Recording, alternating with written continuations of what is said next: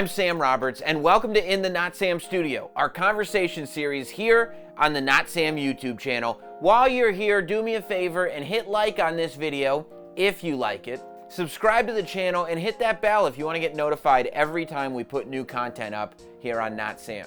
What can I say about my guest this week? Freddie Prinze Jr. rose to fame in the 90s as an iconic leading man actor in movies for all of us teenagers. And as if that wasn't enough, Freddie left acting to pursue his passions. As a lifelong wrestling fan, he became a writer for the WWE. As an insane gamer, he did voice work for a bunch of games. As a Star Wars fan, he did voice work for Star Wars. He's an amazing chef, and he's raising an amazing family with fellow icon Sarah Michelle Gellar. It's almost too good to be true. Freddie and I talked about the fact that even with all of this, he's avoided becoming a douchebag. I credit it all to being raised in martial arts. That's character building stuff. How Vince McMahon got him to say yes, not once, but twice. I don't know, man. Like, the schedule is so tough, and he goes, son, you can have any schedule you want. And he called me son. And a whole lot more. Look, I've always loved this guy as an actor. I now love him as a human being. And that's why today, he's in the Notsam Studio. We are, I think, in the presence of an icon. Here. Start it like that? In the Notsam Studio. Yeah, that's all you have to live up to now. Freddie Prinze Jr. Great. Yeah. Forget everything you knew about wrestling. No, it's going to be an average episode, I'd say. Yeah. Let's lower the bar. So we met like a few years ago when you were doing interviews at Sirius.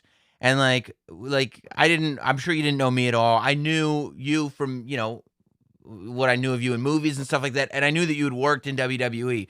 But I sensed something when I was talking to you. Because I do the exact same thing. I don't like talking about the things that I'm really into with people unless they're genuinely into it. I hate it when people fake it. And I got the sense that you were testing a little bit. Like when I brought up WWE, I felt like you were going, is this a real WWE fan, or is this just one of those guys going, oh, it's wacky that the movie guy wrote wrestling? Was I accurate? Do you? That is dead on, and it's actually like a crazy pet peeve I have. Like if I'm watching like the fights, right, and I come downstairs, I don't even want Sarah to ask me how the fight was because I know she doesn't give a crap, and I'll fall into it and go, oh yeah, his jab that and she's like, yeah, I don't care. And then I just have to eat it, and I don't want to do that. So, and with wrestling, it's even worse because the media looks at it the way they look at it. And so every wrestling fan, I think, is just guarded to that. And if you're an Omega personality, you're guarded to everything, which I am. So yeah, that was I remember the moment exactly. And I remember going like, all right, like, here we go. And I'll just give him like the standard answer. And then like halfway through, I was like, dude, this guy loves wrestling more than me. Yeah, because I remember you. It was all good. I could feel you opening up like at a point. I was like, I got to let him know, because that's the thing about like doing interviews up at Sirius is like you guys are all on press tours. So it's like you're going through and you're promoting a project and you're doing it. And so you are going to get the people that like just read it on your wiki 15 minutes before you walked in. Their producer threw it at him and they're like, oh, and ask him about wrestling because John Cena's hot right now. Yeah. So they'd ask and I'd be like, have you ever seen a match? Oh, yeah. No. I'm the same way though with my wife. Like she'll be doing her like knitting or looking at her YouTube or something. And she'll watch like, I'll have Raw on. And she'll go like, she'll say something was stupid. And I'll go, you weren't even watching the beginning of the segment. You don't get it. I mean, I used to get in fights in like middle school over wrestling, like actual like fist fights, man. So my art is important to me. I've always cared about it. I've always been entertained. Well, not always been entertained, but I've been a lifelong fan. There's still parts of it that I go, oh God, that's horrible. Right. But I still love it to this day, man. It won't leave my system. I'm sure of who I am now. But I mean, I'm also sure that people will come up to you socially and they'll try to relate to you. Because when you're public about your hobbies and people, for whatever reason, want to get into your inner circle or want to be friends with you or want you to think that they're cool, they'll start throwing the sort of everybody knows things. They'll be like, "Oh, what do you think? The Rock is the best on the mic of all time?" And I'm like, you don't have the depth to have this conversation. I can't even talk to those people about like a Jake the Snake Roberts promo. You know what I mean? Right. They just can't, their brains just won't connect. I can't talk to them about like JBL's I'm a Wrestling God ECW promo. Like they can't click with that kind of stuff. But first things first, I'm not that cool. Not that many people are trying to be friends with me. Most of my friends are stand-up comics because I grew up in the clubs out here because of my old man. Yeah. And so I just shut up and they make me laugh. You know what I mean? So it's much easier to get in my circle if you're funny. Yeah. Outside of that, it's a little trickier. There's no circle to get into. Well, that's another thing that I think like I can kind of relate to you on is the stand-up comedy thing where I feel like, because I feel very connected to stand-up comedy just because I've been doing radio with comedians for so long, and those are the people that I associate with too. And like, I also, thank God, am like self-aware enough to know people are like, well, why don't you do stand-up? And I'm like, because I'm not that, like, because that's a different thing. Like, that's like, so why don't you be a football player? Like, because look at me. You know, I'm not built that way. Too, yo, people have asked me like, why don't you do what your father did? Why don't you get on stage? And I look at them for their question the way they look at me for not doing it. Like both of us are like, are you nuts? Yeah. So I was like, I could never. Josh Wolf and I, stand-up comic, who's got a special coming out tomorrow that you guys should check out on YouTube. He's a good friend of mine. And he made me do the podcast with him one time on stage. And he was like, wow, that's the best show we ever had. And could you hear the crowd? They were so into it. This is like back in the green room afterwards. And I was like, that's great. We are never doing that again.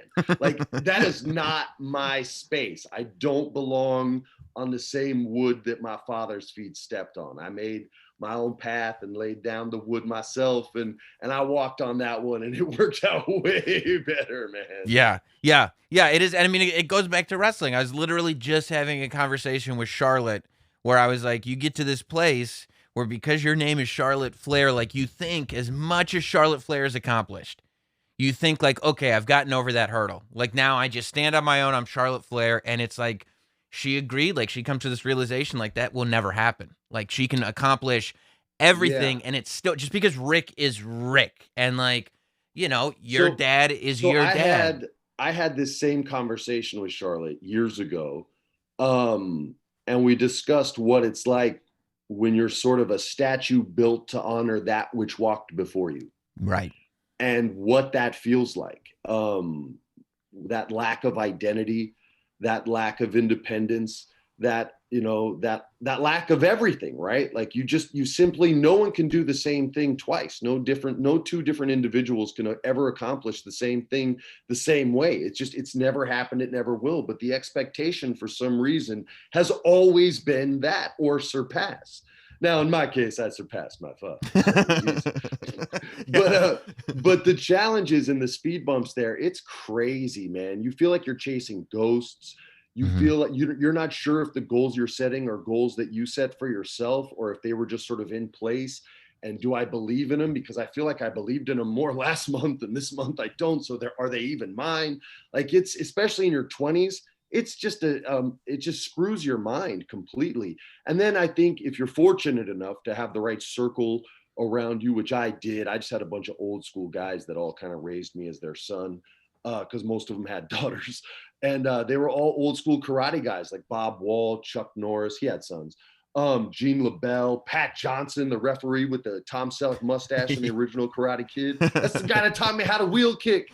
So I had like a very strong, humbling support system that really allowed me to go on my own path. Not everybody has that.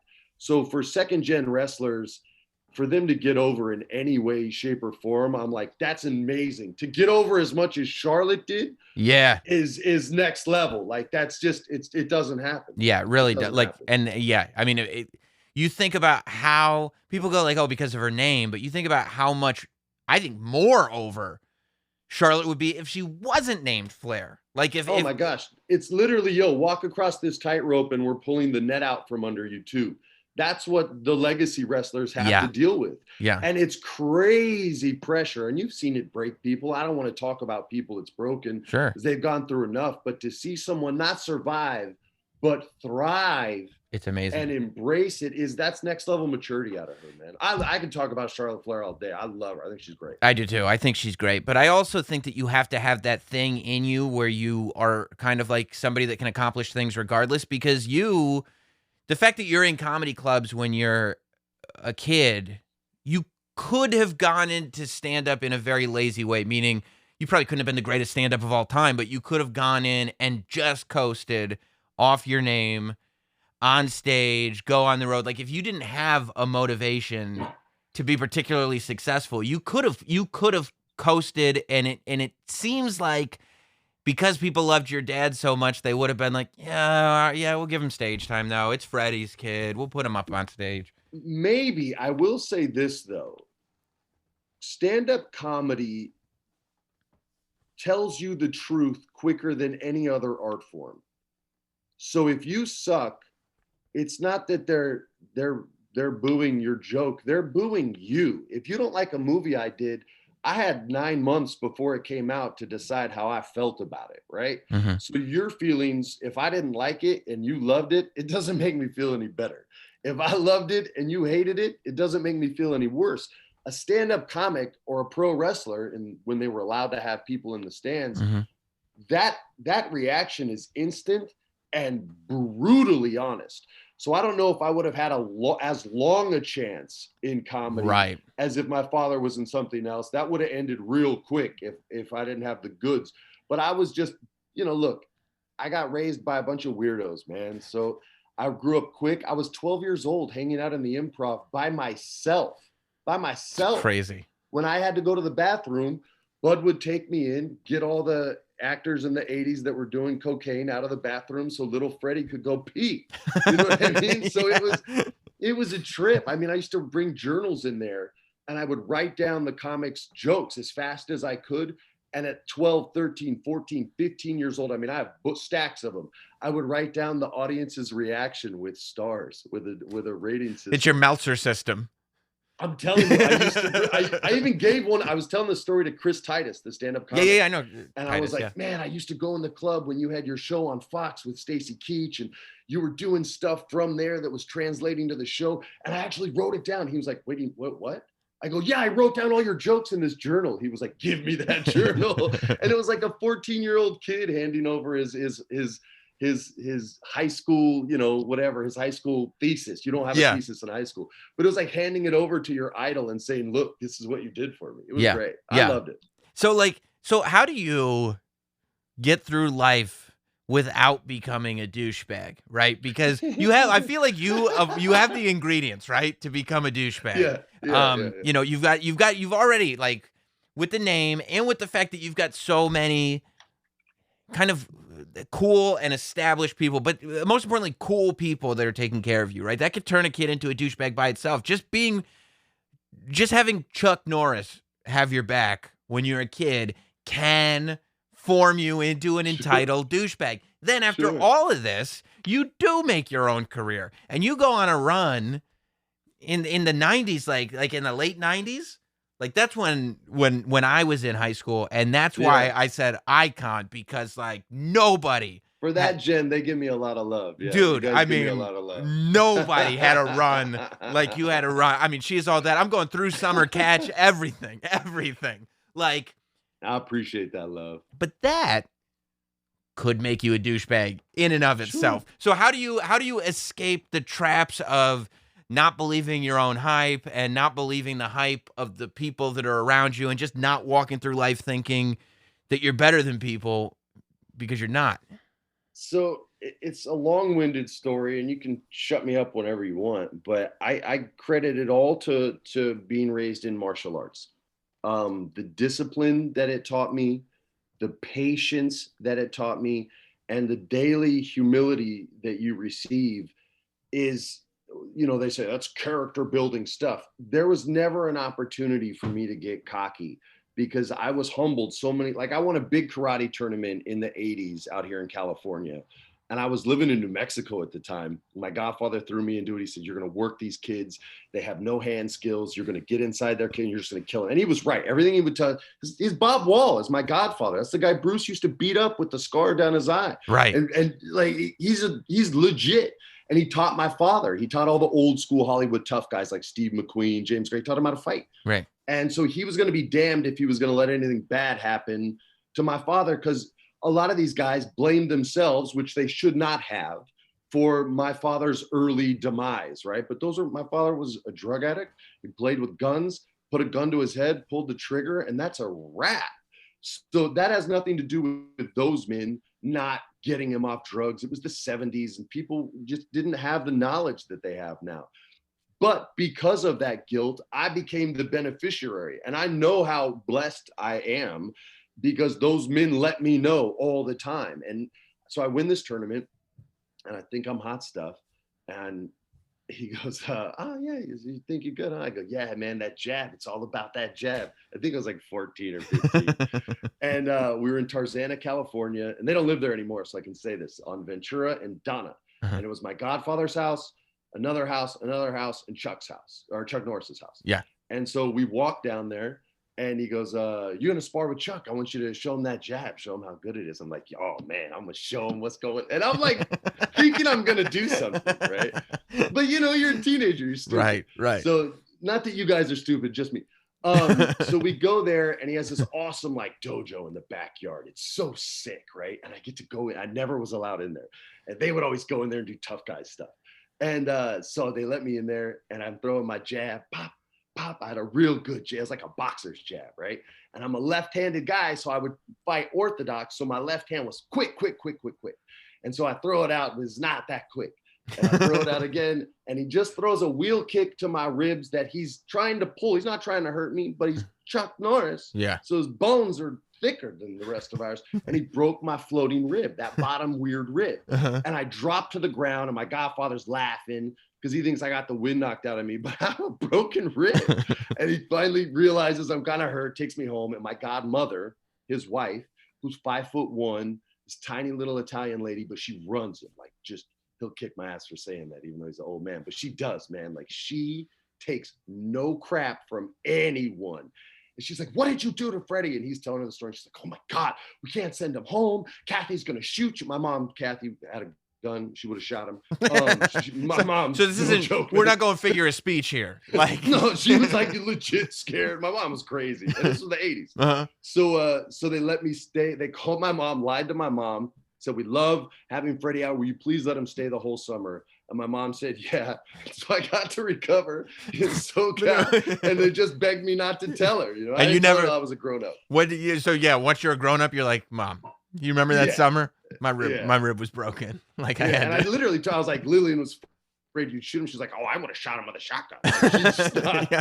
You just see she was a single mom. I was her baby. You just see the rage building in her eyes now. You're like, oh, geez, maybe I shouldn't have told her now. She's the old lady now. She's chill, man. She is. I heard in one of the interviews you were doing, you said that your dad left your mom with a pet monkey. Is that true? Yeah. And that the pet monkey got to the point where he did not want to live with your mom anymore? That's one way to say it. Yes, a very polite, respectful way to say it. Another way would be he would climb on the armoire, and when she would walk by, he would crap in his hand and throw it at her. Or he would grab his monkey pinga and try to piss all over her. And was successful numerous times. And my mom doesn't play, so she gave him to the zoo like that. And that's where Ori retired and lived out his days, man. When my pops was gone, my mom was like, nah, you're done. And that was the end of Ori. I was talking to maybe we'll visit you in the zoo, maybe, but I feel like you'll see me and just start throwing shit at me through the zoo cage. I don't want to. Yo, my mom's going to kick the hell out of me. I just feel like I'm making her sound like this horrible human being. She raised me. You raised a nice boy, great person. That's it. I mean, at the end of the day, you're a good person. So it's like, whatever you say about your mom, she knows what she's doing, obviously, right? Although I did, after hearing punched out a French lady in a train station one time when we were missing a train, this French lady ran into her and tried to cuss her out in French. My mom didn't speak French, so she just gave her a right hand, grabbed me and my cousin Chris, and drug us to the train. And we didn't even miss the train. We made it to Garmisch the next day. Did you go like, did this feel natural? Because I feel like if it was a normal thing. Okay, all right. Because I remember the first time I heard my mom curse, I was like, whoa, this is serious. Like I couldn't imagine just boom, just a punch in the face. I got beat up one time when I was like in the 3rd grade or real young. I always say 3rd grade because I can't remember. But I got beat up. I wasn't wearing shoes and we were playing basketball. And this kid in cowboy boots like kicked me. And when I fell down, he kept kicking me, beat me up pretty bad. I went home. I was real upset. And my mom goes, what happened? I go, Kurt beat me. I shouldn't have said his name. Kurt Martinez. That's I was like, he was kicking me and beat me up. And she's like, get your shoes on right now. And you're going to go kick his ass now. Hell yeah. And I was just like, I was crying. I was like, Mom, no, I don't want to. She's like, whether you're crying or not, you're going down there. So you might as well stop. So I go out there and they're playing like they're throwing a ball back and forth. And the ball, Kurt throws it over the other kid's head and it's coming towards me. And she goes, you get that ball, you throw it as hard as you can. And when he goes to get it, you whip his ass. And I did what my mom said. So I threw it. It went over his head. He turned around to run to get it. And I ran his ass down and beat his ass up. And his mom came out. She was pregnant. And she was like, Kathy, I know you did this. You better hope nothing happens to my baby. And my mom's like, you'll be fine. Get your ass inside. The baby was fine. And I came back in and I wasn't in trouble. Like, that's how we grew up back then, man. It was crazy. Well, you know what? There was no iPad. No, yeah, that's it, right? We didn't have tablets. What do you think is going to happen? Xbox, man. I couldn't have Call of Duty. So now that you're a father, are you like, because, all right, in my head, I'm like, look, while that does seem stressful, at the same time, there have been many points in my life where I wish that I had the confidence of walking around knowing, like, if the shit goes down, at least I'll be able to fight. Like, I don't know if I'm going to win a fight, but I'll be able to. Like, I don't have that confidence. Like, when it gets physical, 9.8 times out of 10, I'm like, it's up to this person whether I leave on a stretcher or not. It's got to be. Knowing yourself, though, is the most important thing. But for me, also on top of that, is once you've been beat up and you recover, you're like, yeah, all right, that's not so bad. Right. And so that also gives you a little bit more comfort too. There's a comfortability. That's not a word. Maybe it is. I think it is. In getting hit, right? Yeah. And being able to, what's the Rocky saying? You gotta, it's about how hard you can get hit and keep moving forward. Yeah. How much you can take and he has that great speech. But that's true, you know, and a lot of times it's just a fear of getting hit and what that feels like. But once you've been hit, and those guys, I'm telling you, every time I thought I was hot shit until I was about 19 was when I stopped. They would choke me out or whoop on me. So my kids are in it too. Like Jean-Jacques Machado is teaching my son jiu-jitsu, man. Like that's the guy who taught me when I was 12. I thought I was hot stuff. Listen to this. I thought I was hot stuff again. Of course. I was a wrestler. I was good stuff. My uncle, I call him Uncle Bob. He's my godfather. He goes, oh, I'm going to introduce you to this guy, Jean-Jacques Machado. And I'm like, all right, cool. And he's like, you guys are going to grapple. I'm like, yeah, all right, we're going to grapple. We go in. This dude has one hand. He has one hand. The other hand, the fingers didn't grow in. Mm-hmm. Now, my godfather didn't tell me he'd already tapped out like every Gracie in the world and had already won the Abu Dhabi World Championships in his weight class and the weight class. Didn't tell me any of this. And we get in there, and I'm telling you, in less than 10 seconds, he fireman carries me on both shoulders. He's spinning me around like a pro wrestler. And he's going, which window? Like he's going to throw me out. And I was just like, what the hell? And we were connected ever since, man. I just did his podcast like a couple weeks ago and he teaches my son. That's how long I've known the guy. That's awesome. But and he looks younger than me.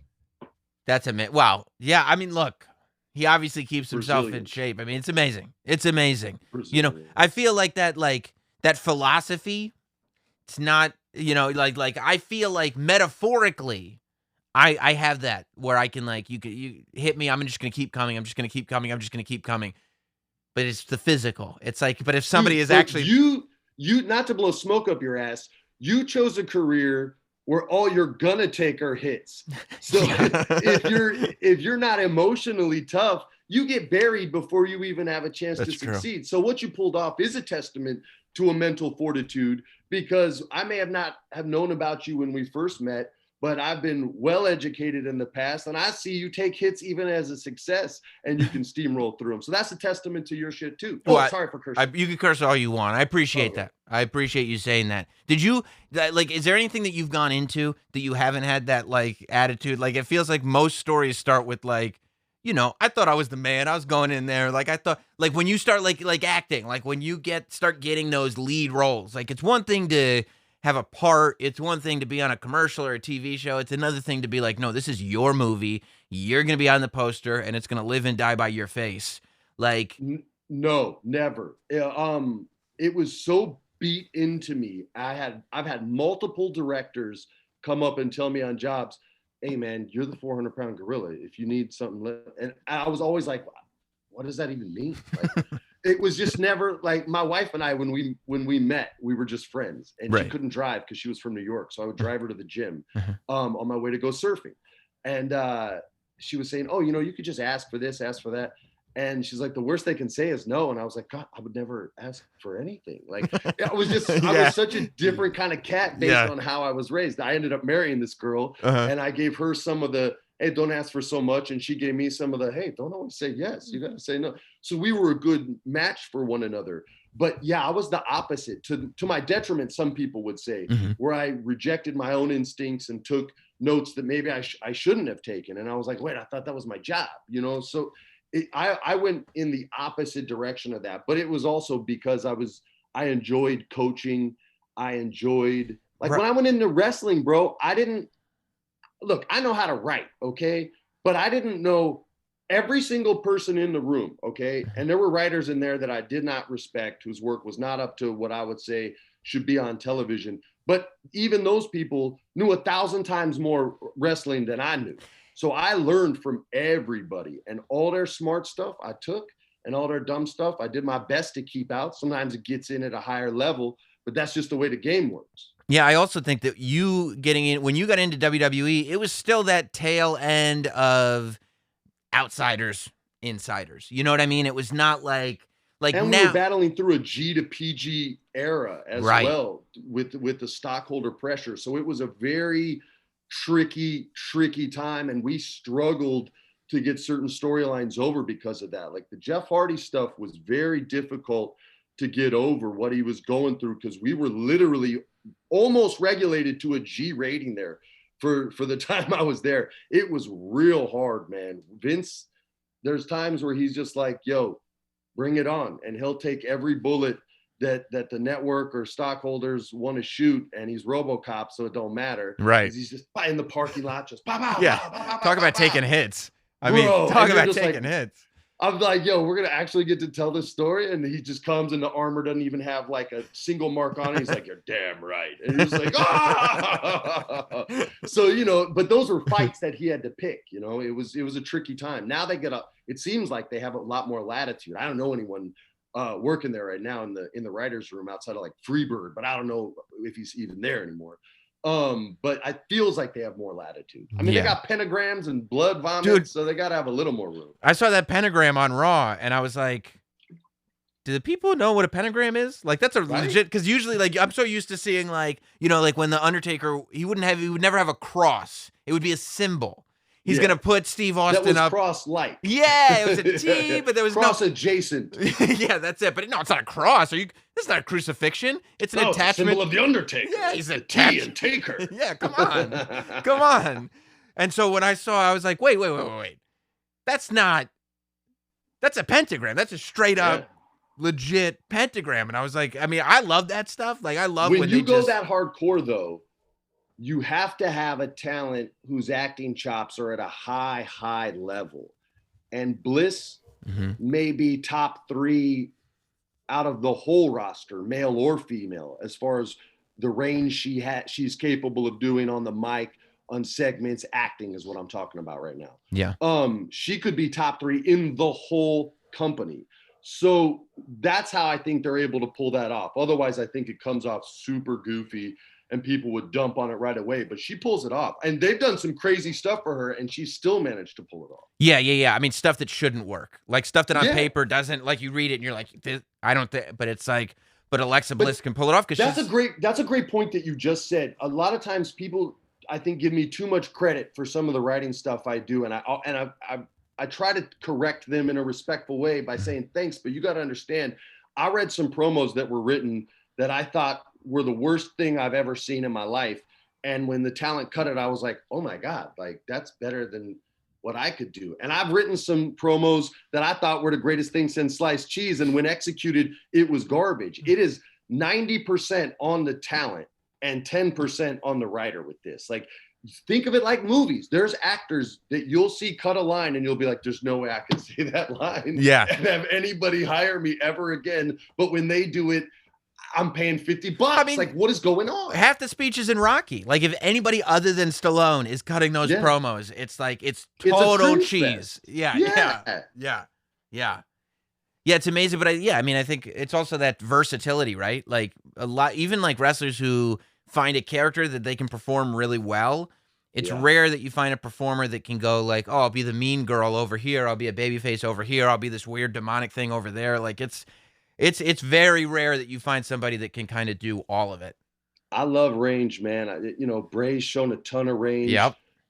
Somehow Randy gets better and he's in a position where he doesn't have to work as hard, but somehow he keeps his acting is so much better than when I worked there. And when I worked there, I already thought it was good. And for him to still be working at it and still be improving is just a testament to the level of talent they have there. I'm not trying to blow smoke. They don't pay me money. There's just certain wrestlers that I love that I want people to take note of. Not that they're not taking note of Bliss and Orton. I mean, obviously they are. But there's some high-level work going on right now, man. High-level work. Yeah, I feel like Randy blows my mind too, because at this point he should be coasting, right? Like, this is the phase in his career where it's like, I've got the legacy's written. I don't have to do anything, and he's doing the best stuff that he's ever done. And he doesn't even have Jimmy Connors when he came back to Wimbledon and made that like crazy run, and people are like, is he actually gonna? And he didn't, but we believed. And it's like, why is he so good now? It's wild. I really enjoy watching his segments. Even the ones where I'm like, ooh, that's not gonna. I'm like, son of a bitch, you made it work. He turned it. Yeah. I'm enjoying a lot of the product. There's still stuff that, you know, is what it is, but we don't need to discuss bad stuff. I like talking about the stuff that I'm enjoying. When did you like get to this place in your life where you're like, you know what? I'm just gonna spend my life doing the things that I like. Because, like, I mean, I think it starts. You leave acting to write for WWE, which is like a crazy thing. Like, just the ego that most actors have wouldn't allow them to not only go to a place like WWE where it's like you said, you walk in and you don't know anything. And, you know, you have to learn from people who haven't seen the things that you've seen, but they've been in that world. And you have to humble yourself to not only learn that, but also you're not on camera. Like, you're behind the scenes. You're there to make other people look better. But I feel like, you know, I mean, I everything that you do now, it's like, it was the WWE stuff, whether you're, you know, writing Dungeons and Dragons stories, whether you're doing Star Wars stuff, whether you're, you know, spending insane amounts of times on video games. It's just like you've gone like, all right, I did the movies. You got them. They're done. Yeah. This is what these are the things that I love. And I'm going to spend all my time doing those. Well, look, man, I set a lot of goals when I was young, and I was educated on how to accomplish goals. And I'm not going to harp on martial arts again, but it was because of that. The belt system, being patient, understanding you have to figure out these techniques before you can get to those techniques. So in acting class, when every other kid was going out to the clubs and partying, I was borrowing scripts from my coach or buying plays from my local Samuel French and busting my ass. When I knew people were out too late, I was hustling and jumping in on their audition and saying I was them, even though I wasn't. And if I killed it, then they figured out who I was, and they were like, okay, well, you killed it anyway. So, I mean, that's how I got the House of Yes, was because, my man Ryan was late. And so I took his spot. I looked more like Parker than he did. I couldn't even get a meeting for that movie. And so then I ended up booking it. So, you know, I knew how to hustle. I knew how to outwork. And I knew how to out-prepare. So my goals became what I felt accomplished. I did what I meant to do for my father. And I'd done all the things my family asked me to do. And I was 30 years old and getting ready to start a family. My sitcom got canceled. Thank God. And not thank God. I wish it would have been on forever, but I wasn't in the best space on that show. It was too much for me. I created it. I wrote it. I was the EP. I starred in it. I thought I could do it all. I could not do any of them as well as I wanted to. And it was really breaking me down, man, by the end of the year. Like I was getting angry with people that I had no business getting angry with, and angry with some that I did, but I was just angry a lot. And so they canceled that. And there was about like a week of frustration and then this huge relief. And I literally was like, yo, I'm good. I'm going to start going to wrestling pay-per-views and hanging out with my Culkin brothers and doing all this fun stuff again. And I did. And I met this lady who worked at WWE, who I'm still in contact with today, Kristen, who you know.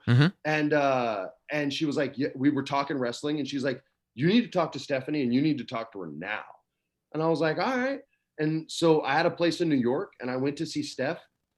And I said what I said to Kristen, to Stephanie, and she's like, you need to talk to my dad, and you need to talk to him now. And I went and talked to Vince, and I said yes in the room, man.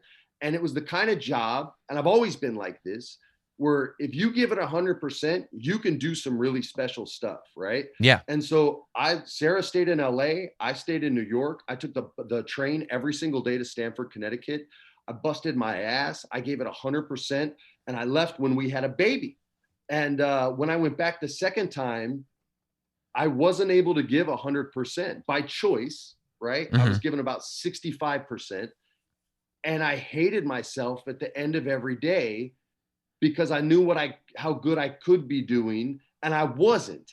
And so that was why I left the second time. I was like, yo, I could be doing a better job, but I don't want to commit the time necessary to be great. And I don't want to do this crappy. And so that's why I left the second time, man. There's still days I miss it. You know, it was the best, worst, most awesome, horrible job I've ever had, man. Like I laughed every day. I cussed every day. Like, it was so great and awful. And I wouldn't trade it for anything, man. It's the best job I've ever had, ever. And it's a terrible job. And it's my favorite job that I've ever had. Yeah. Yeah. That's what I mean, I've tried to explain to my wife, like before I do like kickoff shows there, I'm like, yeah, they're in your ear, I'm like, the only thing that I'm thinking right before a kickoff show starts is, God, I hope everything gets canceled and I don't have to do this. But there is absolutely nothing that I would rather be doing. Yeah. And what's crazy is there's actually a chance that it all gets canceled that day and you don't have to do it. So that's like a real stress. Who else has that? Yeah, it's literally it's such a crazy business, bro. And like you know, I've been going out and I'll call my wife after a show airs or something, and she's like, "Oh yeah, everything seemed good." I'm like, "You know how I like hyped up the pay-per-view for like 7 seconds and then we went straight to it?" And she was like, "Yeah." I was like, "They told me 10 seconds before. We're only gonna have 7 seconds. We're not gonna have 2 minutes. It's gonna be 7 seconds." So just, and I was like, "What? All right, let's go." But it's like there's an energy to that, and I don't think that exists anywhere else, where it really is like, and that says so much about the team of everyone over at WWE. Brother, that they're able to agree more. They're able to pull that off on that schedule, and they do it. It's just life. Like it's normal. It's 100% normal. It is unworkable, workable working conditions. Yeah. It's like nothing should work. It should fail every week. And they've done it every week for 20 plus years. I'm telling you, I even hosted SNL. Okay. I hosted the show, and I had nowhere near the butterflies or the nerves or the pressure as when I was simply writing. Forget when I hosted it. Writing the show would make me more, because you want these guys and girls to succeed so bad. And it's not because you're putting your ass on the line. If you fired me, I made good money. My wife makes good money. That was why Steph wanted me to. She literally said, "You won't care if you get fired. So say what's on your mind." I was like, all right, cool.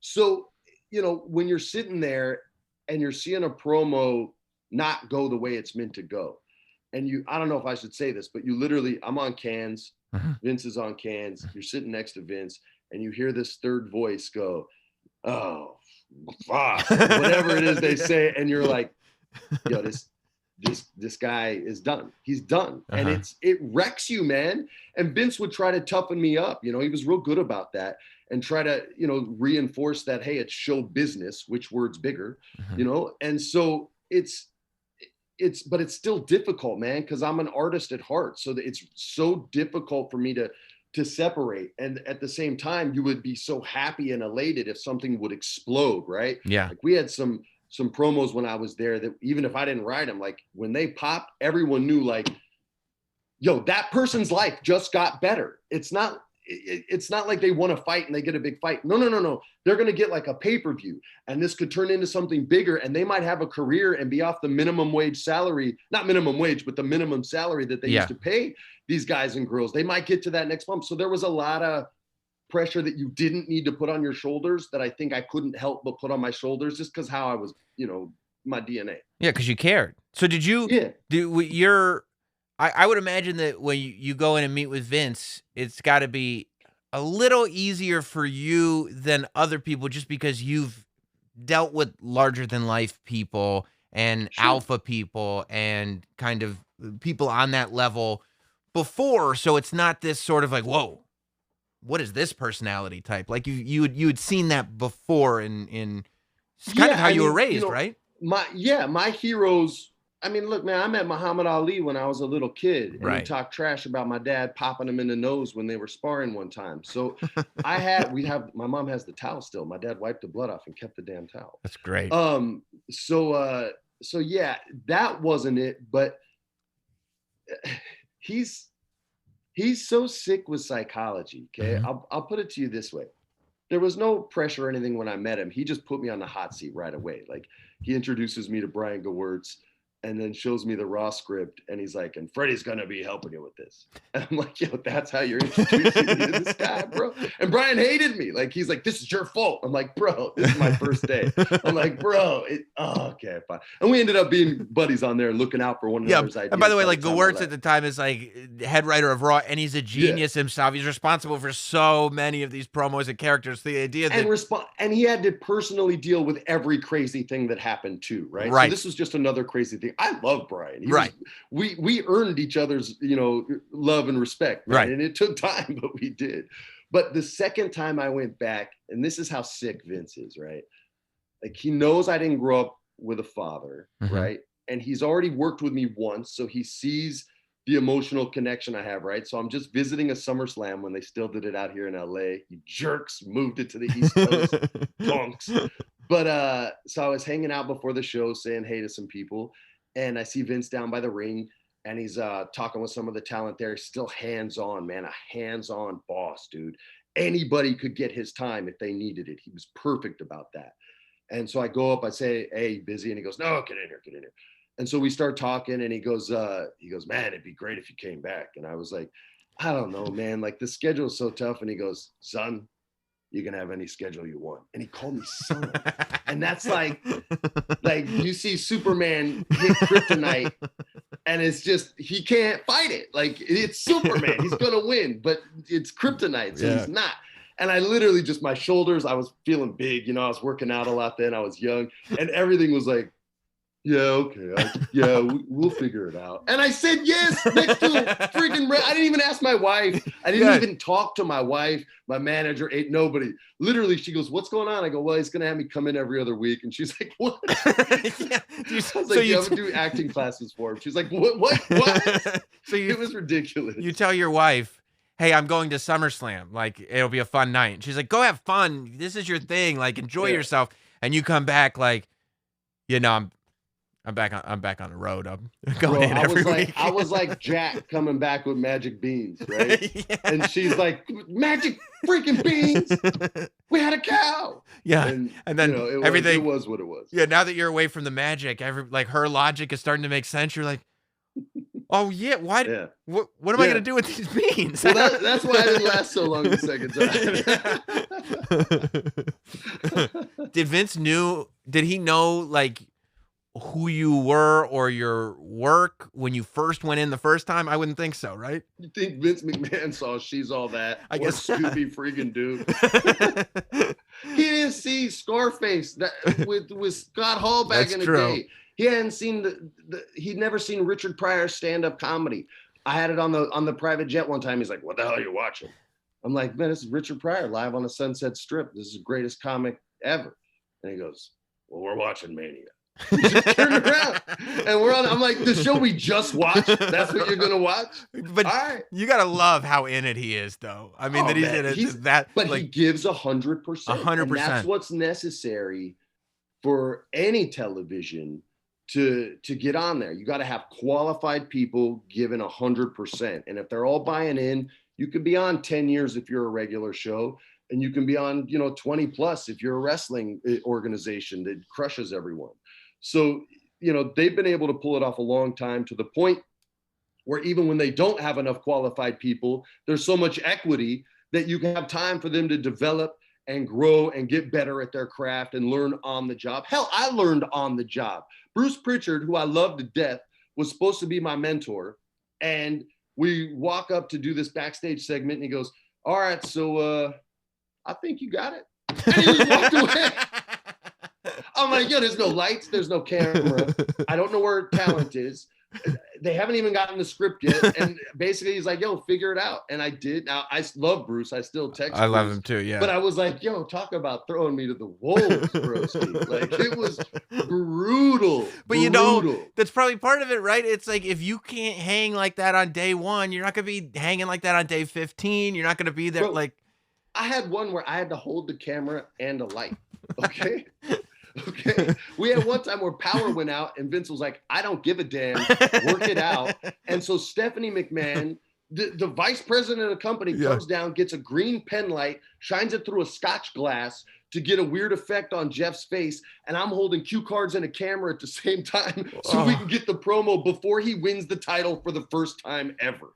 And I'm sitting there like, we have to shoot now? Can we not wait like 10 minutes for the power to come on? No. You're sitting there like holding cue cards and a camera, and then as soon as you're all done, Jeff Hardy goes, oh, by the way, I know what you did last summer was dope. Like, I don't think he's ever seen it. Probably not. He's ever seen it. Jeff and I had the weirdest relationship, man. It was literally, we would only discuss dialogue. That was it. Like, every conversation started with either he or I going, so on this part here. Mm-hmm. And that was it. Like, we didn't talk about kids, family. We just talked about what we were trying to get across, which was, in a black and white world, the majority is actually gray if you're just talking people. Right. They just don't want to admit it. And he embraces it, and his failures, and they're public, and he'll shine a light on all these things, and he doesn't care what you say. And that was really what we were trying to get through. But I'm telling you, we never had a conversation outside of those words. And I talked to his brother every week about everything on earth.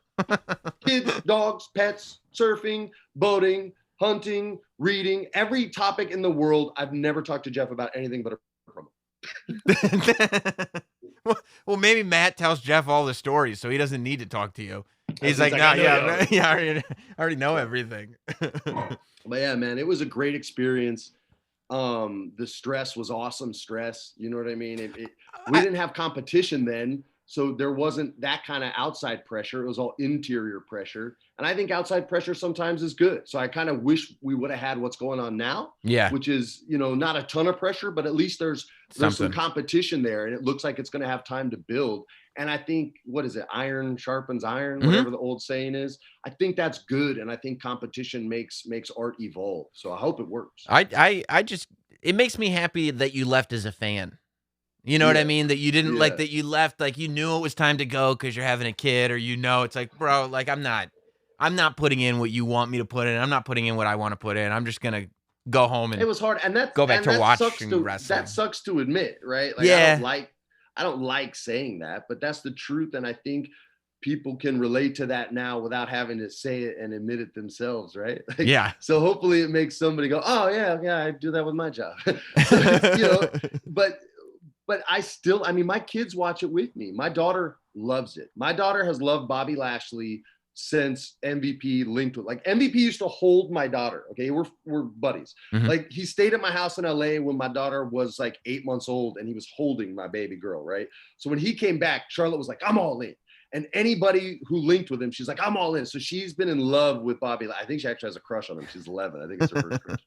And when he won the title, she went frigging bananas the way an 11-year-old should. Yeah. And I'm looking at her, I'm like, this is how I felt when I was at Tingley Coliseum in Albuquerque, New Mexico.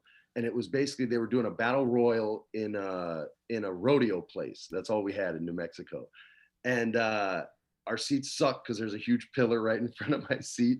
And so I snuck down to the rail, and the Ultimate Warrior was coming out. And I'm a kid, bro. I'm like a 4th or 5th grader. So he's real to me.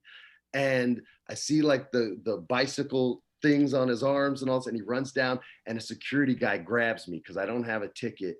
And he goes to move me, and the Warrior puts a hand on him, and in his Warrior voice goes, "It's okay." And he puts an arm around me, and I remember how the tassels felt on my face from his huge bicep, and he smelled like sweat, salt, and baby oil. And then he ran to the ring, and he won the battle royal. And I was like, yo, I'm talking to my mom, like emotional, like, Mom, he put his arm around and he won. And I'm thinking, I helped him win. You know, he won for me is what you think as a kid. And when I see my daughter experience it like that, I'm like, yeah, man, that's when they get it right. That's when they get it right, is when they make somebody believe in someone. And my daughter's slick. She knows what's real and what's not. Mm-hmm. Like, she'll literally go, Dad, this is a terrible gimmick. Like, she'll criticize the product. But she knows the business, like of film, TV, and wrestling. Yeah. So when she lets that suspension of disbelief go away, that's when I know they're doing something right. Yeah. Yeah. I mean, that's the way, like, I remember my first live show, I was like 8, probably. I was 8 years old. And my parents were worried because I was so into it. Like, it was my thing. And it's obviously maintained. But like, it was just always my thing from the time I was born. But they were really worried. They were like, we're going to take him to a show and he's going to see it up close. And he's going to see maybe they're not making such contact with every hit. Like, it kind of becomes a little bit more obvious of what the performance is. But like, it never occurred to me, like, real, fake. Like, it never occurred to me. It always just was what it was. It was always just wrestling. It's wrestling. That's it. Yeah. Like, it's not real. It's not fake. It's just wrestling. It's wrestling. Yeah. It's some people love Law and Order. Right. There's a story, there's stunts, there's acting. Some of it's good, some of it's bad. There's writing, some of it's good, some of it's bad. You know what's going to happen. Like, there's stunts. Sometimes there's car chases. There actually have been car chases in wrestling too. Yeah. Goldberg did one. So, it's the same thing. It's just when we don't get something, right? We crap on it. Right. Like, I've seen modern art where I'm like, yo, man, my 8-year-old can do that. Yeah. Legit. And there's somebody else that makes cry. So right. who's right? You know what I mean? Like, it's art, and wrestling is the literal translation of it. It's the literal blood, sweat, and tears on an actual frigging canvas. So it's a very easy argument for me to make as to like why I appreciate it, and when they do it great, why I love it. And I've loved it for a long ass time. Yeah. I won't even make the argument anymore. People are like, "What do you like about wrestling?" I'm like, "Well, I don't like having this conversation." That goes back to how we started. Yeah, right? exactly. Like, oh, wrestling question. Yeah, I think we're not gonna have the conversation. I was wondering about you, like, how do you keep up with video games now? Like, how do you stay in touch? I feel like, for a lot of people, video games ends up being like music or movies or shows where it's like, whatever you fell in love with, like, that's the best. I don't know anything about this new stuff, but this is the best stuff ever. But I feel like every time I check out what you're doing, it's like you're playing new games. So I don't watch TV. That's the main thing, right? If it's not live, I don't really enjoy it. So I watch wrestling. I make time for wrestling. I make time for fights. Mm-hmm. If someone does a documentary that I want to see, I watched, what was it? The Class Action Park. Like, I love that. Oh, yeah. I watched that. So that kind of stuff. But otherwise, when my kids are at school, I'm gaming, unless I was like, we did Punky Brewster this season. So that invaded my game time significantly. And I barely got any games in, but it's a sitcom in LA. So it's like the easiest schedule ever. So I just play at night after the kids go to bed. But I've always loved them. It's easier. Social media has done 3 good things for me. It's helped me stay up on what games I should check out. It's helped me grow my tabletop gaming community. And I met this really cool Marine in San Diego through it. That's a badass dude. And other than that, it's kind of trash. But for me, but for those three things, like it's been really, really cool. So I have a lot of time to do that stuff, man. I'm literally in my game studio right now. I still write all my D&D stories in a spiral notebook with pencil. I've never written one on a computer in my life. Dude. So it's I got the same ones. This is every Look, like I'm grabbing mine now. We're gonna show up. Go get yours, because everything that I do is in notebooks. Everything. All right.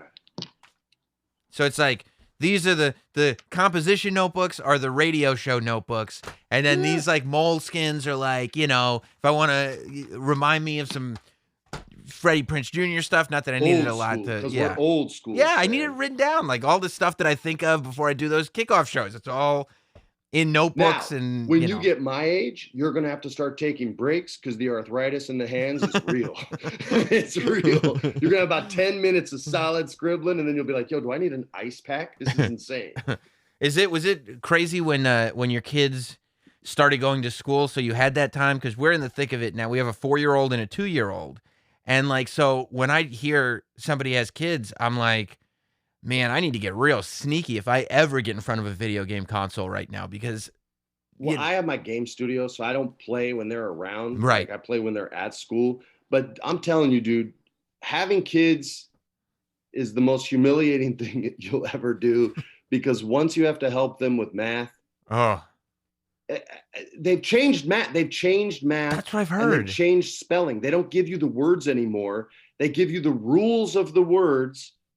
And then you're based on you understanding the rules, they'll surprise you with words, and then you spell them. I'm like, yo, I learned the old way. So now I basically have to look up every word in the English language that ends with TY so that my son knows how to spell them. You a-holes. Yeah. It's literally, I had to relearn math.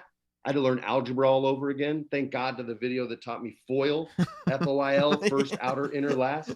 My daughter would have flunked out. Like, it was the hardest thing I've ever done. Pandemic school sucks. I'm so stupid. I don't know how I graduated any school ever. It's just been a humiliating experience every week, every single week. That spelling thing. I have to play games. The spelling thing trips me out. I've never heard the spelling thing. Like because I can tell you how to spell words, but I can never tell you why they're spelled that way. I have no idea why. And who cares? Well, I don't care how the word feels. I just want to know how to spell the word. Yeah. What difference does it make? Like, by the way, the teachers teaching my kids this new stuff learn to spell the way you and I learned to spell, and they turned out okay. Yeah. It drives me nuts. That's the more humiliating stuff for me. On your lovely show. So that's what you have to do. Disgrace my mother's name. Disgrace your mother. Name. Yeah, you disgrace your mother. Turns out that you are actually stupid. And this is why we have to play video games, because you need an escape. Trashed my dad. Yeah, that's right. I forgot. Yeah. Called my godfather an old man. That's right. Did nothing but dishonor the family. That's right. You have dishonored the family. Yeah, people are like, oh man, if only I could have a life like Freddie Prinze Jr. And you're here to say you don't want it. You don't want the heat that I got coming. Yeah, this is not good. Speaking of Punky Brewster, how great is it that WWE Network deal, Peacock, the way I see it, you are about to have a show on the WWE Network called Punky Brewster. Don't tease me, man. Don't tease me. All cards on the table. I mean, they've already had like a couple weirdo discussions about me maybe doing a couple like crossover type things, and I'm super open to that, and it just gives me an excuse to see a pay-per-view that no one else gets to see because they can't go. So just for like to throw it in people's face and have them get all pissed at me and cuss me out on social media, it's worth it just for that. Yeah. But I miss the business. When I heard they were going there, the first thought in my head was, I wonder if they're going to call me to see if I'd be down. And sure enough, they were like, "Hey, would you be down to do?" I was like, "Yeah, yes, I would." Yeah. So yeah, funny you mentioned that. Yes, but I mean, this is dangerous. And now your wife knows you're gonna go like, we're just doing. I talked to her. I was a good husband this time. I had a conversation. I was like, "Hey, there might be a couple things where I gotta go and all that good stuff." That's a couple of things. I mean, Vince is still there. Bruce Pritchard is back now. Don't like, blow it up. Here's what's gonna happen. Yes, you're gonna go. Yes, right now. Yeah, Don't exactly. Make it into a maybe. Exactly. It's a yes now. But you're still gonna have to make that phone call. She's gonna be like, "What? You're just gonna like shoot one more thing?" No. Actually, they were just talking about how great those acting classes were. So I'm. full time. Yeah, full time. 5 Actually, days a week. if you want to come home move on the weekends, you would move the You're kids good to with puppies and Orlando. 2 kids all by yourself, right? Yeah, yeah. The good news is they're not traveling, so I'm not going to be on the road. I am going to be in Florida. In Florida, Yeah, in the Florida. opposite coast, and I'll be of no assistance to you at all. Right, whatsoever. But I'll tell you how the math works. I'll fill you in on all the Yeah, math. we'll foil together. We'll Yeah, foil. it'll be no problem. Dude, Well, Freddie Prinze Jr., I appreciate your time, man. You're the man. thanks. It was awesome humiliating myself and informing everyone of how little I had to do with everything. Yeah. Exactly. That you got through all that pesky acting just so you could have very little to do with other people succeeding. Yeah, I always wanted to be in the wrestling business. They would have never said yes to me unless I had been a successful actor. That was my in. The dream is complete. I mean, why do you think work? why do you think I got a radio show? Be like, hey, Bro, WWE, that, I got. And you have a job that I actually am jealous of, and there's very few of them. Are those pre-shows? And granted, I know normally you, like you said, you get 7 seconds instead of 2 minutes. But I love seeing you guys on that, man. I have the network. I pay for it. It's not gifted to me. And I genuinely watch all this stuff. I enjoy those shows. I love seeing King Booker up there because I like talking trash to him. Oh, he's the best. And that's a dream job, man. Like, I think that crap is so much fun. If I didn't have such a dumb voice, like if you watch my old movies, you'll see I don't talk like this. Protagonist, it sounds like me. But I would get too excited calling a wrestling match and it wouldn't sound cool. But that would be a dream if I had like a Dan Patrick voice. Yeah. Then I would definitely bust that out, man. Look, I would love that kind of stuff. I don't have a very good voice. My voice only sounds like a broadcaster's voice because I broadcast with it. Like otherwise, it's distinctive. Mine is just like, hey, what's up, bro? It's like, it just sucks. I'm telling you, come down to NXT next takeover and come jump on the pre-show panel with us. Let's do it. Show me the ropes, man. Let's do it. I'll walk you through it. It'll be no problem. Dude, NXT TakeOver would be sick. I'm a big time Io Shirai fan, man. She's the best. She's the best. Dude, she's sick, man. Yeah. And she walks out to that, like, they kind of like stole that Mos Def song from Blade 2 soundtrack. Yeah. That I against I, flesh of my flesh, your mind on my. They kind of stole that and made it hers, and it has this like dark vampire beat to it, dude. I love everything about her, man. She's great. And when she told that racist dude off in the crowd, that video that was online. Oh yeah, bro. You know how quick you get over with me when you just flatten somebody like that? I was like, yep, that's my chick right And there. you know what? Maybe EO reminds you of Mom a little bit because if EO was late for a train and somebody got in her way, she would punch in the face. That's right. She would. She'd hit him with that forearm shot quick. Yeah, absolutely. From down low, it'd come up. Yeah. Yeah, so I would, man, maybe one day, you never know if the stars line up. Yeah, man. And the powers that be at WWE like me that month, then it can happen. And if, Orlando goes, wait, what? Then it won't. Right. So, Right. You never know. Well, I'll try to sneak you in. And then we'll tell as little people as humanly possible. Dude, I'll wear the beard. Perfect. If they say no.